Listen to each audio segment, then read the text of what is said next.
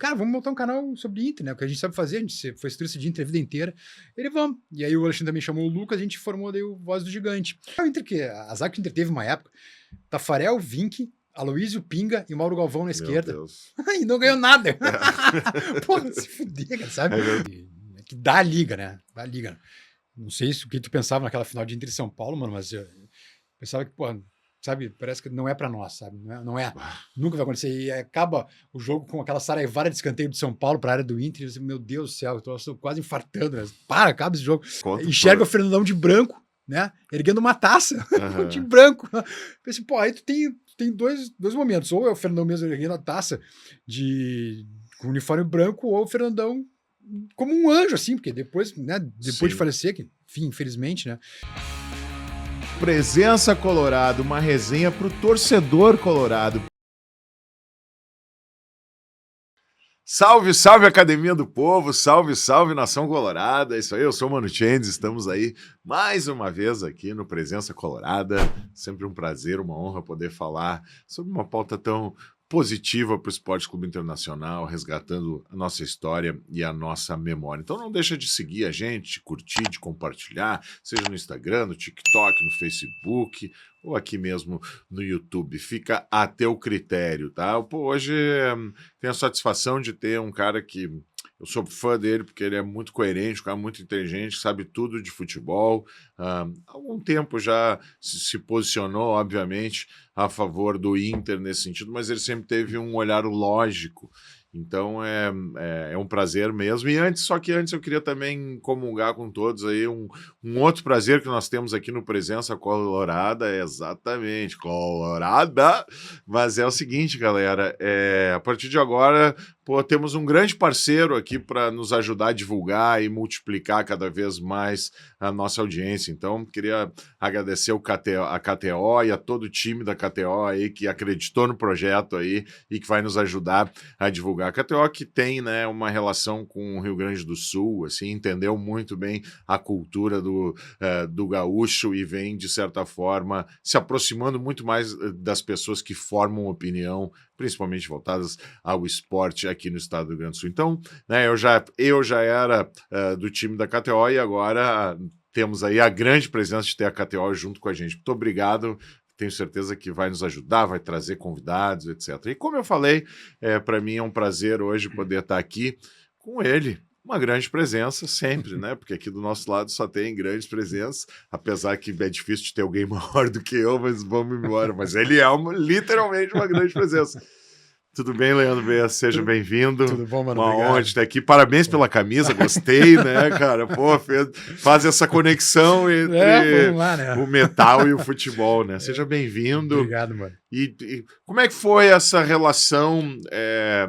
Porque, como eu falei, tu sempre foi um cara muito lógico, um cara que eu considero muito inteligente, falando de futebol, sempre te ouvi, sempre, né? Pô, quando seja na Gaúcha, sempre onde estava, sempre a gente parar, porque esse cara aqui sabe o que está falando e tem uma lógica.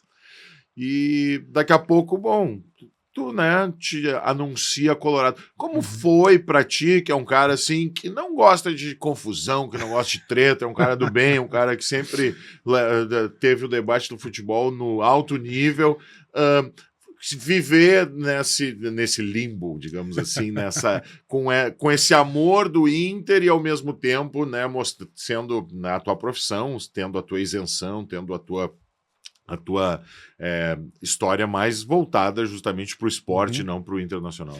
Bom, primeiro, muito obrigado pelo convite, né? Que isso. Obrigado a KTO também, que patrocina o meu canal, o canal do Bess, para quem quiser se inscrever lá, fica à vontade também. Por favor. Antes só, sem querer jogar confete nem nada, queria fazer 2 registros só, um pro Mano Changes e outro pro Diogo Paz Beer, se me permite. Por favor. Bom, primeiro, Amazônia e Colômbia para mim é um musicaço, cara. Sabe que é a música preferida da minha mãe? Tá brincando, cara, é a música que eu mais gosto da comunidade. Que legal. Disparado. Sonoridade, eu acho demais. E é uma música que não foi, tipo assim, música de trabalho, digamos assim, né? Mas pra mim é a maior de todas. Obrigado, então, fico honrado. Queria dizer isso pessoalmente pra ti. E depois outro também, e juro, não é nada combinado, não é nenhum confete que eu tô jogando. Eu fiquei muito bem impressionado um dia que eu ouvi um programa na Gaúcha chamado Playlist, que tu deu entrevista. Aham. E eu ouvi de madrugada, assim, Isso era um programa de madrugada, exato. eu perco o sono de madrugada, se eu vou ouvir música eu não durmo mais, então eu ponho o Gaúcho nos ouvidos pra dormir de novo. Tá bom, é isso aí. Mas no teu eu não dormi. Eu faço isso com filme chato. Mas eu queria dizer que aí eu pro Diogo Paz-Bier, que eu fiquei muito Aham. impressionado, assim, sobre tudo que tu falou, na época de deputado ainda, né? Aham, Espero que tu como voltes um dia. parlamentar. Que tu ia nas escolas falar com a gurizada. E eu fiquei muito bem impressionado com o que tu falou, porque eu até então conhecia o Mano, aquela coisa Pedro Ernesto, Mano Changes, aquelas Aham. galinhagens, né? Sim. Então eu vi um cara sério, assim, um cara com boas ideias, um cara que me impressionou bastante. Eu tenho uma filha de 14 anos, então e acho que essa gurizadinha sofre muita pressão hoje em dia por causa das mídias sociais, algo que a gente não tinha, né? A Sem gente deve ter dúvida. quase a mesma idade, algo que a gente não sofreu, a gente resolvia o bullying de outras formas, né? Mas enfim, eu queria só te elogiar Obrigado. pela entrevista, porque achei, cara, muito boa mesmo, e teu trabalho junto às escolas, enfim. Então, só queria dar os parabéns para E tu isso. sabe que isso aconteceu, claro que não é o nosso métier Não, aqui, é claro, falar mas- do Inter, mas agradeço o Mas elogio, eu acho a que é gente legal sempre falar, né, agradece. cara? Muito obrigado, e ainda mais vindo de um cara que eu admiro como tu. Mas tudo. Eu nunca pensei que eu ia ser uma voz na política. Uhum. E daqui a pouco tinha um projeto da Atlântida chamado Intervalo Atlântida Futebol Uhum. Clube, a ver com futebol, onde na época que a comunidade estava estourada e a Uhum. gente, tipo, a escola, os alunos escolhiam um tema polêmico Uhum. e escolhiam uma banda para dar uma canja Uhum. depois desse tempo e para jogar um futebol. Uhum. E sempre tinha um especialista no assunto, Sim. a banda. E foi numa época que a comunidade estava muito estourada e a gurizada nos amava, assim. Então, de cada 10 intervalos Atlântida, 9 eram conosco, era um negócio Pô, impressionante. preferência, hein? E aí chegava lá sobre assuntos polêmicos e eu nem sabia que era o assunto, tava, sei lá, com sono, com a cara toda amassada, chegava na escola, assim, e via ali que o especialista no assunto começava a falar, pô, eu acho que isso tá certo, acho que tá errado, eu ficava prestando atenção Claro. muito, porque eu sempre fui um cara comunicativo, sempre tive minhas Uhum. opiniões lógicas, etc. E aí, quando ele acabava de falar, eu pedia a palavra. E aí eu via que, tipo, aquele auditório com 500 alunos, Prendi a assim, atenção da gurizada. que não estava prestando absolutamente nada no especialista, Uhum. parava para me ouvir. E ali eu vi uma responsabilidade que eu tinha, Uhum. e foi isso que, de certa forma, me aproximou, ou, de certa forma, acendeu essa fagulha para que a gente possa representar. Claro. E eu acho que quando tu tem uma fagulha assim, ela acaba sendo muito mais autêntico, acaba sendo muito mais verdadeiro, e tu acaba, de certa forma, construindo teus valores nesse Uhum. sentido, Uhum. e acaba, de certa forma, construindo uma trajetória assim que eu me orgulho muito dessa Não, e é minha interessante o que tu trajetória falou, mesmo. porque daqui a pouco, se o especialista tava com um papo que não conseguia alcançar a gurizada, tu certamente conseguia. Traduzia, Né? Então, acho que isso era muito importante, mas eu fiquei realmente bem impressionado contigo naquela entrevista que eu vi, e não peguei no sono, tá? Aquela fiquei Porra, ouvindo. que legal. Até porque se me deixar falar aqui, não vai ser um podcast, vai ser um monocast, né, galera? Mas aqui eu tento me conter, porque na verdade a gente quer ouvir mais os nossos parceiros e os nossos convidados. Mas como foi, assim, eu acho que pra ti foi uma coisa natural, porque tu nunca foi um cara do conflito, né? Então, assim, a tua formação é justamente voltada para a área da comunicação, né? Tu estudou com o Fred, tu tava falando junto, foram contemporâneos na Famex, abraço pro Fred, né? Que não convido aqui porque ele dos usa outros, do outro pijama, lado. mas tudo certo, não tem problema, né? Mas eu tenho uma coisa com o Fred, com o Nando, que eles tiveram um filho bem antes que eu. E eu sempre, o Eric, o Igor, os Tu era o filhos, tiozão. mas eu nunca fui aquele tio assim, não, o tio Mano vai te levar pro jogo do Inter e vai te dar cachorro quente. Mesmo Não gostando, tentou comprar os guri. mesmo gostando mais de futebol do que eles, ou não sei se gostando, mas frequentando mais estádio, bem mais do que eles. Porque eu acho que um filho tem que criar elo com o pai. E no caso, claro, o Eric e o Fred é muito ligado à música, os dois são guitarristas, etc. Mas o futebol, ele é um elo muito importante. Então, o que eu não quero que façam comigo, eu não faço com os outros. E tu tem um pouco dessa diplomacia, assim. Tu me parece um cara, por mais que a gente seja grande, nós somos suaves, assim. E como é que... Erasmo Carlos, assim.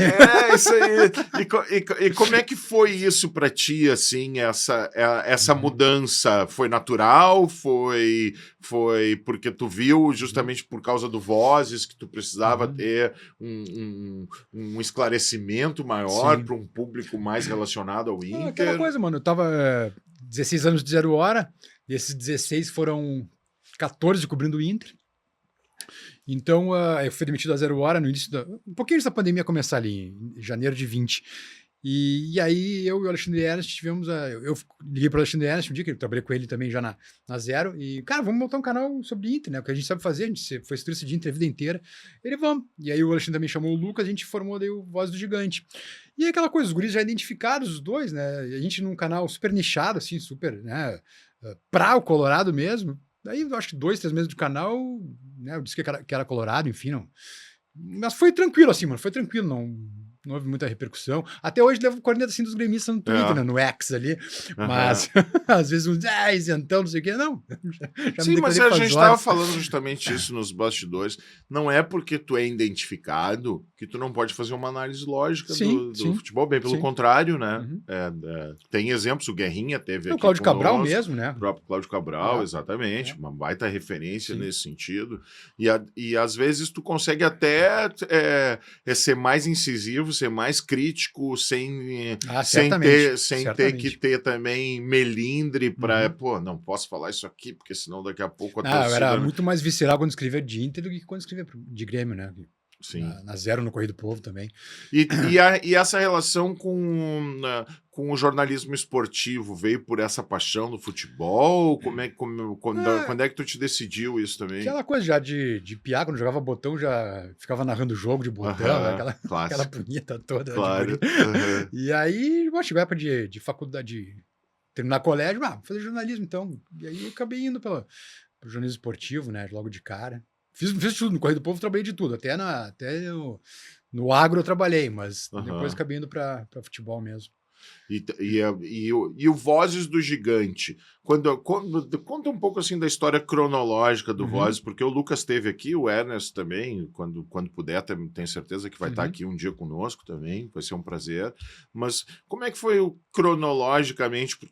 Porque deu muito certo, né? Foi muito rápido a ascensão do projeto, né? Então conta um pouquinho assim desse embrião pra gente até. Foi isso, eu acho que, enfim, eu sou demitido da 0 Hora ali em janeiro, e aí passou fevereiro, coisa que um mês já em casa, né? Coçando, só preciso fazer alguma coisa. Aí eu falei com o Alexandre pra gente montar um canal sobre Inter mesmo, né? E o Alexandre já conheceu o Lucas também, chamou o Lucas pra vir pro canal também, daí a ideia o nome do Voz do Gigante foi o Lucas quem sugeriu, a gente tava fazendo um brainstorm, assim, não saía nada assim de, tem um nome legal, daqui a pouco Voz do Gigante, muito bom. É esse. E aí fomos indo, e aí bem no meio a gente começa o canal e estoura a pandemia. A gente fez 2 jogos. A gente fez aquele Inter e Católica no Beira-Rio, 3-0, e fez o Grenal da Arena, 0-0, aquele da Pauleira. Sim. E aí fechou tudo. Aí veio pandemia. Aí parou tudo e a gente tinha que se virar daí enfim, fazendo vídeos diários, entrevistas. Sabe que nesse Grenal da Arena, eu fui nesse jogo, como conselheiro do Inter, e eu acho que eu e o meu filho éramos os únicos... as únicas pessoas, os únicos torcedores no estádio que estávamos de máscara. A gente saiu do Beira-Rio, no ônibus, aquilo não tinha ainda nenhum caso em Porto Alegre, no Brasil, etc. Das direções antes, que ali deu problema. Só que então, o Romildo e o Marcelo Medeiros já estavam com Covid. E eu tive no camarote do Marcelo, não vi o jogo ali, mas eu tive depois ali no camarote do Marcelo Medeiros. E chegou a pegar, não? Não, mas ali... eu já disse, vou com meu filho, etc. Isso aí a gente não tem como saber, porque o diagnóstico então assim, vamos levar um álcool em gel e vamos de máscara.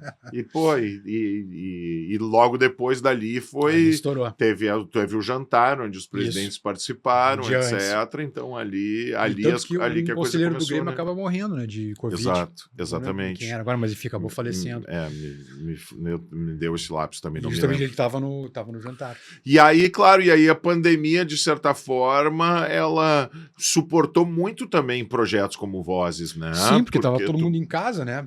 E daí tu já estava, digamos assim, preparado para estar gerando esse conteúdo mais em casa também, e a gente fez entrevistas, a gente fez boas entrevistas, pegamos ali naquela época Bolívar, Ney, o Diego Aguirre, Dorival, uma galera assim o Lisca, a gente fez várias entrevistas assim, e começou a dar impulsionar o canal. Aí volta os jogos, né? A gente começa a fazer os jogos também, enfim, e aí foi indo. E acho que deu um projeto de sucesso. Eu acabei sendo no final do ano passado, Porque, enfim, acho que tava em outro momento também, né? De vida do que os guris, assim. E resolvi pensar um pouquinho o que ia fazer e coisa. E aí acabei cedendo minha parte para eles, né? Uhum. E aí, bom, e aí tu começou o teu projeto do E teu agora, canal. isso, aí no carnaval, daí eu tava lá em Floripa, aí eu, vou começar um canal aqui só pra dar uma brincadinha.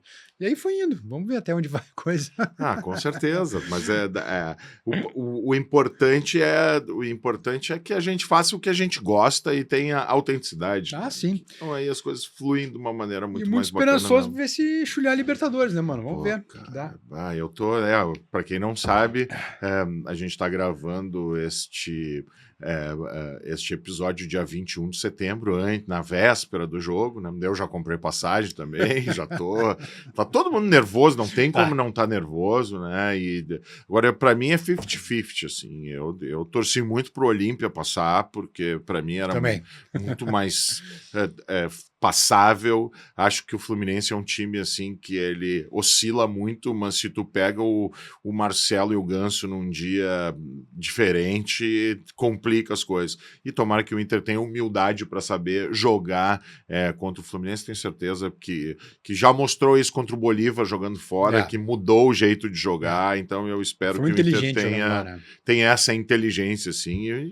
E eu acho que a grande o que pode, de certa forma, aumentar as nossas chances do 50-50 é a questão de estar jogando em casa o segundo jogo. E a torcida tem feito a diferença na Libertadores, não acha? O primeiro é fundamental. Acho que o jogo do Rio, o jogo do Maracanã é que vai definir a série. Não tem dúvida. Aqui o Inter, se precisar, ganha. A questão é saber de quanto, né? Quando vai precisar. Claro. Tomara não precise muito, né, mano? Não. Porque, enfim, me lembro da 92, eu tava atrás do gol do Célio Silva no Inter Fluminense. O coração saiu pela boca, né? Quando eu tava superior atrás do gol. Pouco só vejo aquela fumaceira, aquela polvadeira de areia levantando. Eu, cacete, que loucura. A bola entra no meio do gol. Mas e o Fluminense nos tirou em 2012, né? Com o Abel, com o Edinho, com o Sobis. Então é meio que um.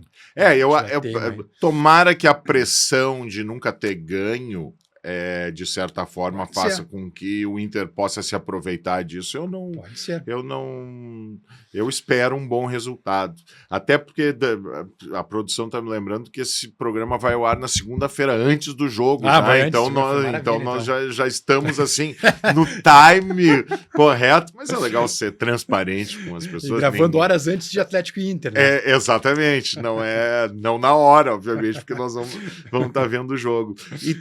E como é que começou essa tua relação com o Inter? Vem de pai, vem como? Tu frequentava estádio? Sim. Antes do Leandro Bez, jornalista, setorista do Inter, quem era o jovem que gosta de rock, obviamente gosta de metal, né? Mas essa tua relação com o Inter é genético? Tem a ver com... Na verdade, na família, né? Nós somos as ovelhas vermelhas da família, né? Porque o resto é tudo azul. E vem do pai. O pai ia sempre aos jogos, né? Na época da almofadinha debaixo do braço, né? Sentar no cimento. E eu me lembro, o primeiro jogo que eu fui foi em 82, o Inter São Borja, no Beira-Rio. Além daquele time do Rubem Paz, quantos anos tu tinha? Tinha 8. 8. Mas ia mais pra, sabe, ficar galhagem social ali, chutando um copinho de plástico quando o jogo rolava. Claro. Né? Comendo amendoim, picolé. Mas tu te lembra que foi contra o São Borja? O Rubem Paz foi meu primeiro ídolo, assim, no Inter. Meu também. Rubem Paz e o André Luiz. Eu sou 7'5", tu é 7'4", né? Então 7'4". Silvinho, Cléo, Geraldão. No Geraldão eu vi um pouquinho só. Vimos, um pouquinho só. Mas toda aquela trajetória do Tafarel. Bom, o Inter, cara, deixa eu ver. Prova o Inter que a zaga que o Inter teve uma época. Tafarel, Vink, Aloysio Pinga e Mauro Galvão na esquerda. E não ganhou nada. Porra, se fuder, cara, sabe? Cara, Tafarel, Vink, Aloysio Pinga e Mauro Galvão. E não ganhou nada. Troço louco, né? Que o futebol tem que dar liga, não adianta, né? Tu teve ali daquele ataque mágico, entre aspas, do Flamengo, que não ganhou nada também, com o Sávio, Romário e Edmundo, né? Então, pior ataque do mundo. Exatamente. Então, não adianta, né? E aí, mas quem são as ovelhas vermelhas da tua família? O meu pai, meu irmão e eu. Não, então tá bom. Então o núcleo é todo vermelho. A família da minha mãe é gremista. E o meu pai sempre foi muito colorado, então Mas assim, ele não me forçou, sabe? Eu ainda fiz um programa de milhagens com o meu, que nasceu no dia do Bida Libertadores. Sério? Nasceu 18 de agosto de 2010. Tu chegou ao jogo, não? Fui. Conseguiu? Não, a história eu já contei várias vezes, mas vou contar pra ti rapidinho, porque eu acho que o Colorado... Ele nasceu em 1953... A Tabata, minha mulher, disse, tá, eu sei que tu quer ir no jogo, pode ir? Eu não, até porque nós já tínhamos ganho o primeiro, então eu achei que ia ser mais tranquilo. Daí eu tô no centro de obstetrícia com ele no colo, assim, e o Chivas faz um gol aos 43 do primeiro tempo, e os gremistas na minha volta, e aí, mas gente, vai dar tragédia? Não sei o que. Ai, cara, aquilo me subiu, não, gente. E eu olhei pra ele e disse, não te preocupa que o papai tem estrela, eu vou lá virar esse jogo, entendeu? E aí tu foi. Daí entreguei ele pra patroa e me mandei uma mensagem pro Pedro Ernesto, na época, eu disse, ô Pedrão, nasceu o Mini Chains, tô indo no estádio, vou virar o jogo, e ele falou na rádio, não sei o quê. Daí eu cheguei, o Hernani já me entrevistou e sentei ali, aquela coisa toda, vi os 3 gols do Inter e voltei pro hospital. Pra mim foi 3-0 aquele jogo. Assim, né? E aí a minha relação de milhagem com ele foi o seguinte, eu levo ele na reinauguração do Beira-Rio, 15 minutos de jogo, 2-0 pro Inter, aquela coisa toda, o jogo já tava, ele vamos embora. Eu, não, como assim? Não, peraí, olha só, pega aqui, ó, YouTube aqui, vamos ficar vendo aqui os teus desenhos, etc. E eu vi, eu tenho que trazer uma tolerância para ele, não para ir no futebol, mas para suportar os 90 minutos, porque para uma criança de 3 anos, 90 minutos é uma vida, né? Nossa. E aí eu disse, não, vamos fazer uma ficha aqui, a cada 5 jogos que tu for com o papai eu te dou um presente. Eu completou o primeiro programa de milhagens. Fechou a cartela. Exatamente. Foi lá, me pediu uma bobagem. E quando eu completou a segunda, Leandro, eu disse, tá, meu, e o que tu quer? Pô, imagina, piazinho, né, cara? Dele assim, papai, não quero nada, eu gosto muito de ir no jogo contigo. Daí aí eu vi que eu tinha formado um Colorado que sofre e agora... hoje. Não, ele vai... A gente foi no Guerreiro 1-0 lá contra o Nacional. A gente foi junto. A gente foi no 2-2, os 2 gols do Sobis contra o River lá naquela fase da Libertadores. A gente foi agora, voltou ao Nacional, foi no jogo também da primeira fase, foi ao Monumental junto, ele e o pai, vamos pro Rio. Demais. A gente não perde esses momentos. É que ele pegou uma... Ele tá com quantos anos agora? Ele tá com 13, né? Tá com 13? Faz 13 anos. Pegou uma época meio... Mas ele é resiliente, então ele também... Nós pegamos essa mesma época dos anos 90 de ser resiliente nesse sentido, né? Claro. E cria uma casca, colégio, não adianta, né, meu? Exato. O Inter Olímpia eu fui na social, voltei pra casa... Lavei em lágrimas depois chorando, tomando banho, na hora que caiu a ficha, o que tinha acontecido. No dia seguinte estava na aula, os gremistas adoraram, né? Mas enfim, tinha que encarar, né? Que tinha que fazer. Não, ele chega pra mim algumas vezes assim, meu, não vou na aula amanhã, tu vai enfrentar. Tem que encarar, não tem jeito.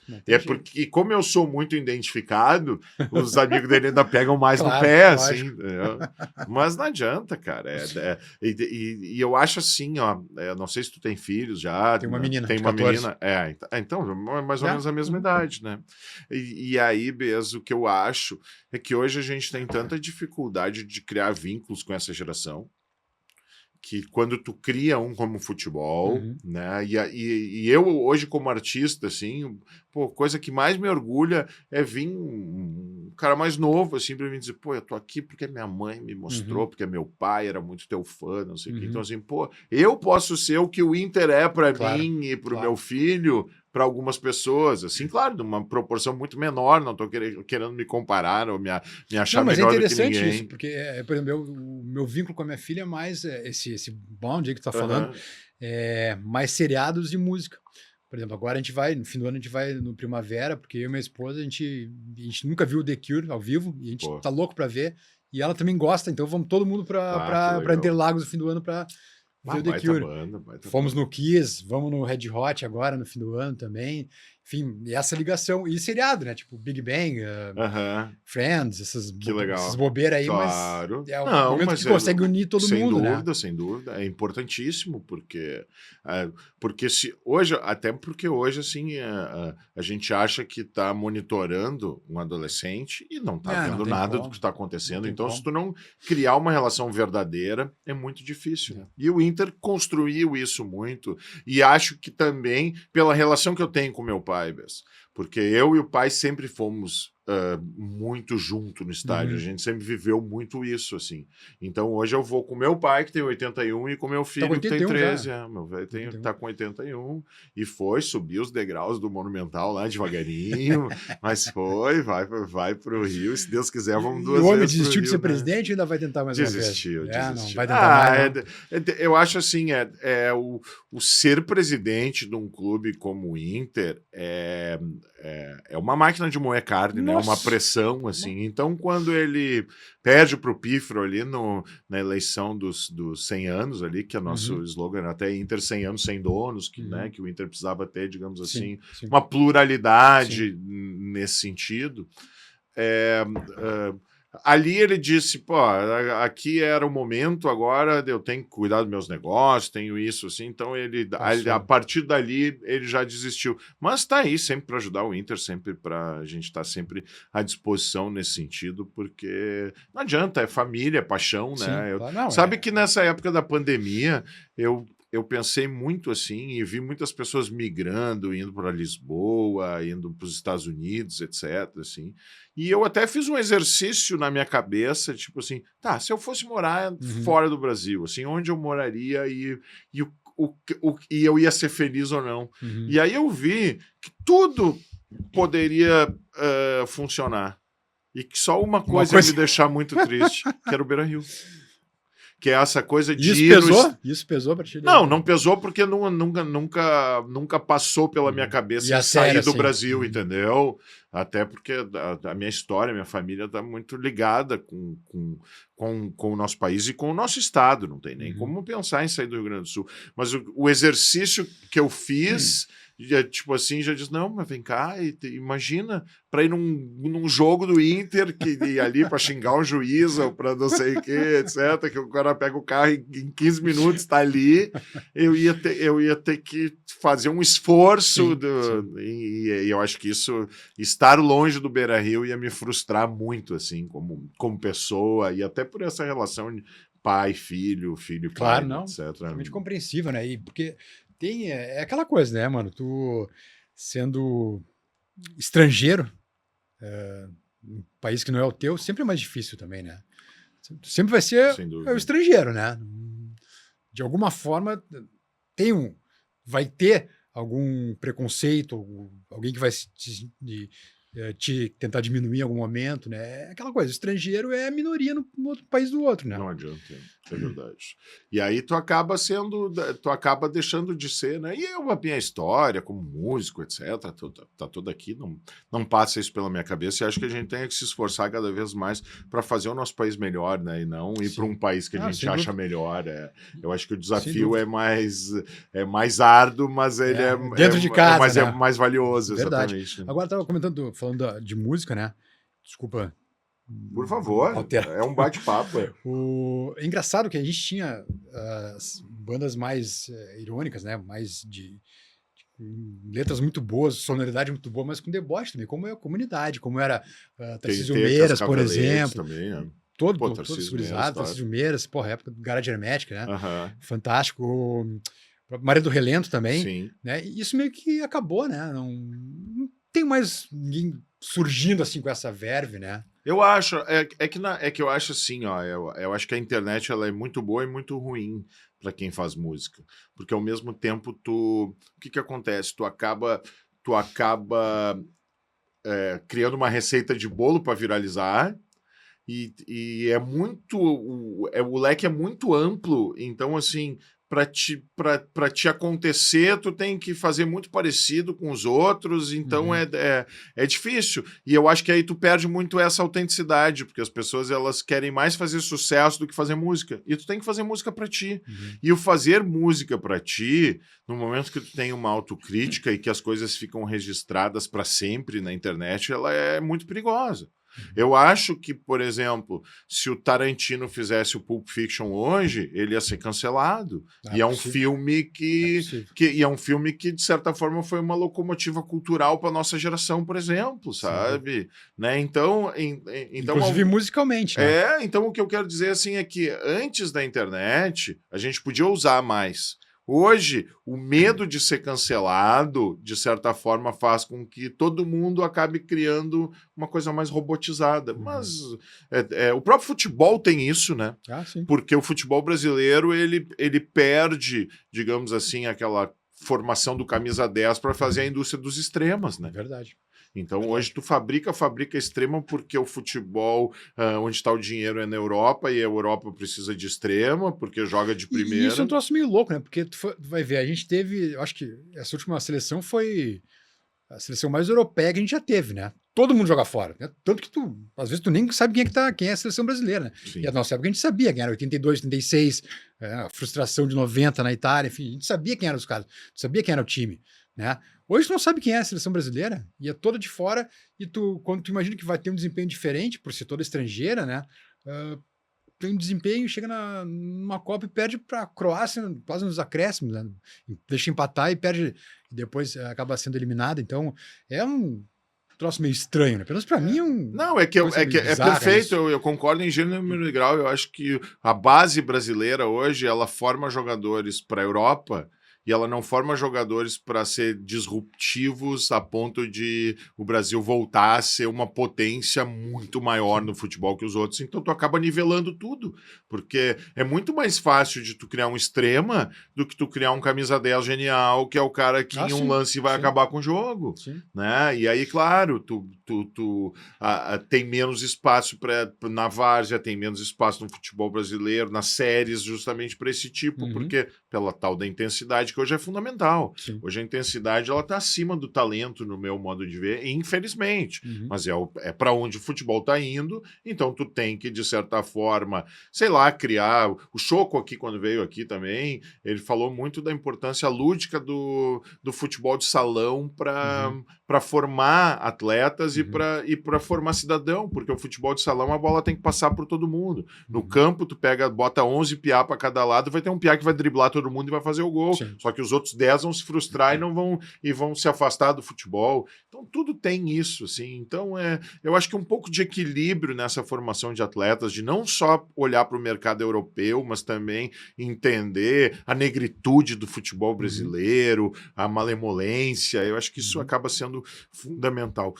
Dentro da tua história como jornalista, assim, o que tu achou assim mais interessante? O que mais te marcou como jogo de futebol, campeonato, bastidores, quando tu viu, tipo assim, não, esse grupo aqui vai ganhar Libertadores, ou esse grupo aqui é diferente porque tem um olhar, né? Tu que é um cara que cobriu muito o Inter, assim, o que tu viu de diferente, o que te impactou, assim, com um olhar apurado como tu sempre teve? Acho que 2006 é um ano impressionante, né? O ano que dá a liga, né? Dá a liga. Não sei o que tu pensava naquela final de Inter e São Paulo, mano, mas eu pensava que, pô, sabe, parece que não é pra nós, sabe? Nunca vai acontecer. E acaba o jogo com aquela saraivara de escanteio de São Paulo pra área do Inter, e meu Deus do céu, eu tô quase infartando, né? Acaba esse jogo. E aí o troço vai, né? E aí tu começa toda a preparação pra ir ao Mundial, enfim, e os caras acreditavam lá que iam ganhar. A gente entrevistava, não sei se tu vai lembrar, o Robertinho já falecido, que era o espião do Abel, que a gente brincava, né, um magrinho. Sim. Ele era quem ia observar os adversários. E o Robertinho sempre dizia, o Inter vai ganhar do Barcelona. E, pô, aquela coisa, tá bom, vamos ver. E vai lá e ganha, cara. Eu acho, sobretudo, que tinha liderança de caras diferentes, caras especiais, como o Fernandão, com o Klemer, o Yarley. O Yarley foi um cara muito importante também, né? Caras diferentes e diferenciados. Algo que talvez a gente esteja reconquistando aos poucos agora com esse time. Mas é um time que é formado para 24, né? Se der liga agora, ótimo. Tomara que dê. Uhum. Porque, na verdade, quando tu remonta o time no meio do ano, com técnico no meio do ano, é um time para o ano que vem. Mas tomara que dê liga agora. E acho que tá dando liga muito rápido até para a maneira como foi, como os rumos foram corrigidos, né? Como os rumos foram corrigidos. Mas 2006 é especial também. E acho que para mim o melhor Inter depois do Mundial é o Inter do Tite. Aquele Inter da Sul-Americana, aquele Inter que toca 8 depois no Caxias. Pena que não teve continuidade, era para ter ganho em 2009 o Brasileirão também, né? Pena que... Mas ali não teve um problema de rusga no vestiário. Do Alessandro com o Tite. Teve, né? Sem dúvida. Parece que teve comemoração. O Fernando Carvalho, né? até hoje ele se arrepende de ter demitido o Tite naquele momento. Depois do jogo em Curitiba, o Tite deixa o D'Alessandro no banco, põe o D'Alessandro, vai botar o D'Alessandro aos 45 do segundo tempo para jogar. Ali estoura tudo. E o Tite daí é demitido. E o Carvalho se arrepende até hoje de ter demitido o Tite naquele momento. O rolo foi esse, foi da Alessandro com o Tite. E estourou no Tite. E a gente acabou, enfim. O que tu acha que, como um cara que sempre esteve muito perto do Inter e dessa relação com a comunicação, o que na área da comunicação o Inter pode evoluir para estar mais próximo do torcedor? Como é que é essa relação com a imprensa? O que acho que a gente pode fazer? O que é bom e o que a gente pode fazer para melhorar mesmo? Eu acho, mano, que não tem muito jeito, tá? Pela modernidade de futebol. Mas eu sinto muita falta daquele contato que se tinha antes, não só a imprensa, mas também o torcedor com os jogadores. Tu vai lembrar quando o Inter tinha os campos suplementares? Lembra? Tinha um portão, tinha o bar ali, o celeiro de ases, e em volta do alambrado, nos treinos, ficava, dependendo do momento do time, lotava, tinha público de gauchão às vezes ali. E acho que isso se perdeu, sabe? Essas coisas se fecharam dentro do CT, não só para a imprensa. A gente hoje... Eu peguei a época de entrevistar os caras assim do vestiário. Eu cheguei a pegar a época de entrevistar dentro do vestiário, quando eu estava na Rádio Pampa em 99. Mas eu acho que isso se perdeu muito. Além do que, e não é assim, a questão de comunicação, é modernidade de futebol, né? A gente afastou o pobre do Beira-Rio, né? Sim. Afastou a massa, a gente tirou do Beira-Rio. Isso não só do Beira-Rio, mas da Arena, tudo que é estádio, né? O pobre já não vai mais. Mas acho que, sobretudo, esse contato... Ou pelo menos não vai com a mesma frequência, né? Porque não tem condições, não tendo, né? Exato. O preço de ingresso, enfim, ou não pode pagar para ser sócio. Mas acho que, sobretudo, mano, essa questão de o torcedor não ter mais contato com o boleiro, com o jogador, eu acho que é um problema isso aí. Porque hoje, para ter um contato, os guris têm que ficar ali na porta do CT esperando o cara sair de carro, sabe? Nem todo mundo para, até alguns, a maioria eu acho que para mesmo, mas não é a mesma coisa. Acho que falta esse contato mais próximo do torcedor com o jogador. Mas eu acho que não tem mais volta a isso. Todos os profissionais que passaram por aqui, assim, com mais experiência, sentem falta e falam e diagnosticam que esse é um dos grandes problemas hoje na formação de atletas da base, de não ter essa conexão entre o profissional e a do lado base. suplementar Tu virava para o lado, ou precisava de um jogador, e eu acho que não é só nem isso, Bess. O que falta? Falta, às vezes, tu sonhar. Assim como lá o Robertinho acreditava, o Abel, o Fernandão começaram a acreditar, e pô, vamos branco, Real Madrid, vamos para cima deles, etc. Se tu é um jovem, tu tá na base, tu tá vendo os caras jogar, e tu tá vendo que os caras são seres humanos, que ele vai errar um cruzamento ali, como tu erra também, e diz assim, não, mas para aí, cara, eu posso jogar nesse time. Eu posso contribuir. Daqui a pouco o mano técnico profissional olha pro lado, tá os guris jogando do lado. Jogando só direito, que agora tá na casa do cacete, né? Alvorada, não tem como, né, cara? Não tem como. Agora, a história da camisa branca, a história é legal. Eu entrevistei o Carvalho esses dias, foi uma amiga da mãe do Carvalho. Que teve uma visão, né? Ele contou que... Chegou a história é maravilhosa, chegou a me arrepiar. Enxerga o Fernandão de branco, né? Erguendo uma taça de branco. Pensei, pô, aí tu tem dois momentos. Ou é o Fernandão mesmo erguendo a taça com uniforme branco, ou o Fernandão como um anjo, assim, porque depois de falecer, que, enfim, infelizmente, né? Foi muito cedo. Mas tu tem essas duas... Daqui a pouco esses dois lados. E o troço vai lá e dá certo, cara. E ele, antes do Mundial mesmo, já foi com a cabeça de nós vamos jogar de branco.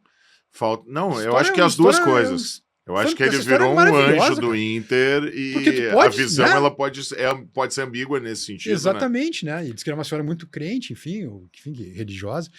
Então tu pode ter essas duas versões, né? Eu estaciono meu carro lá do lado do Marinha, tá? E nos jogos importantes. Meu pai não vai, mas eu e meu filho, a gente vai na até a estátua lá, Pedir encostar a benção, nele claro, não, tá pra certo. pedir. Então não deixa de ser o nosso anjo colorado, O que é um santo? É em alguém ou uma coisa que tu acredita, exemplo, que tem fé, né? É um Claro. exemplo. É isso, aí, né? É um exemplo. Então eu acho... E no futebol isso funciona demais, cara. Funciona Sem demais. dúvida. Pô, no futebol tu tem da Umbanda, o evangélico, ao quadrangular, ao batista, né? Tem tudo no vestiário. E não pode ser diferente, né, mano? Não pode Bom, eu tô cortar a crença de uma pagando, pessoa, eu tô né? pagando promessa dos pênaltis do River até hoje. É. Do que o quê? Quando começou aqueles Na hora do pênaltis aperto, ali, a coisa começou a apertar e foi aumentando a promessa. Quando vê o Rocher indo pra bola Quando eu vi- batendo, não. Aumenta, porra, aumenta a promessa. Não, ali eu já tinha dado all-in ali, mas deu tudo certo. Os caras se riam em mim porque eu vou negociando, mas não adianta, conforme a machadada, né? tu vai crescendo, né? Agora o Rocher é um cara impressionante, né, cara? Esse cara tem tudo pra ser um Pra dos ser grandes ídolo, ídolos do né? Inter, né? Sem dúvida. Aquele lance de pegar e assumir pra si o pênalti, nossa. E tu sabe que eu vi isso lá no Parque Central, mesmo antes de ter qualquer notícia. No Inter e Nacional? Quando ele estava no Nacional. Para mim, ele foi o melhor em campo, ele fechou o gol. Eu disse assim, pá, esse cara é um cara que vem aqui, fecha vestiário, a liderança. Porque para mim, Bess, um goleiro, ele tem que ser frio. Ah, sim. Tá? Um goleiro que comemora muito gol, nada contra o John, mas um goleiro que comemora muito gol, ou comemora porque fez uma defesa, é isso que eu quis dizer. Quando ele sofre um gol ou quando ele falha, ele vai sentir Pode da mesma deprimir forma que ele comemora. E no momento que tu tem um goleiro frio como o Rocher, se ele tomar um gol, ele vai continuar sendo titular da seleção uruguaia, ele vai continuar sendo o cara que já tem a trajetória que ele tem. Sim. Então foi sim e tomara que dê tudo certo. Acho que é um cara que, por tudo que a gente já viu nos bastidores, o próprio empurrão do Valência no Magrão ali, eu falei na imprensa, quando todo mundo começou a criticar, eu disse, cara, nós precisávamos de um fato novo. Na mesmice que a gente estava, a gente ia ter muita dificuldade de passar para o River, tomara que isso deligue e feche. E outra coisa, né, mano? Pega meses atrás, a gente tinha o Edenilson que, com todo respeito, é um cara que, pra ele, jogar contra o Barcelona ou contra o Aimoré, é a mesma coisa, parecia, né? Exatamente. Não sentia o... E tu tem que sentir o clima do jogo. Exatamente. Tem que ser sanguíneo, né? Não entrar com cara de pastel no campo, né, cara? E eu acho que tem razão. E aquela coisa, aquela velha história, né? Começa um grande time começa com um grande goleiro e termina com um grande atacante. E a gente tem essas duas pontas hoje. Agora, tu sabe o que mais me surpreendeu? Eu não achava que o Arantes pudesse jogar de segundo volante. Eu achei que ele era um cara que ia ser o cara que ia compor a terceira posição. Mas ele voltou diferente da Alemanha, né? Não, mas ele continua correndo, ele continua com uma intensidade que eu achava que pela idade dele ele não ia ter. A questão dele é se manter saudável, né? É a única questão. Porque o resto ele tem. É isso, meu irmão. Show de bola. Pô, tem alguma consideração final? Fala um pouco aí do teu canal aí para que a gente possa também estar seguindo e multiplicar. E se um dia que tu quiser que eu esteja lá para falar não só de futebol, por favor. vai ser uma honra, um prazer. Eu já me convidando aqui, né? Bah, que isso. Até a gente fica meio assim, pô, não vou incomodar o mano aqui, mas que isso. Um dia eu gravei com o Malenotti, só que tava tão ruim a internet dele que não deu para aproveitar a gravação. Mas vai ser um prazer, uma grande presença, né? Agradecer a KTO também, que tem me ajudado bastante no canal, o canal do BES, para quem quiser seguir, né? BEHS. E 2 vídeos diários, lives também semanais. E breve, então, contando com a presença do Mano Changes aí, ou do Diogo Paz-Bier, né? O mínimo que eu posso fazer é retribuir o favor, muito obrigado. Né? E o tempo passa muito rápido aqui, tenho certeza que a gente vai voltar a falar sobre Inter. E hoje vocês viram que hoje foi mais genérico, assim, porque a gente tem essa sintonia com a música, a gente tem essa coisa mais polite guy, digamos assim, né? Mas na hora que tem que zoar, a gente zoa também. Tá bom, gurizada? Foi mais um Presença Colorada. Muito obrigado, Bess. Sucesso, irmão. Parabéns pela tua trajetória. E vamos que vai dar tudo certo, se Deus quiser. Tomara. Feitoria. Obrigado, cara. Pô, desculpa se eu falei demais.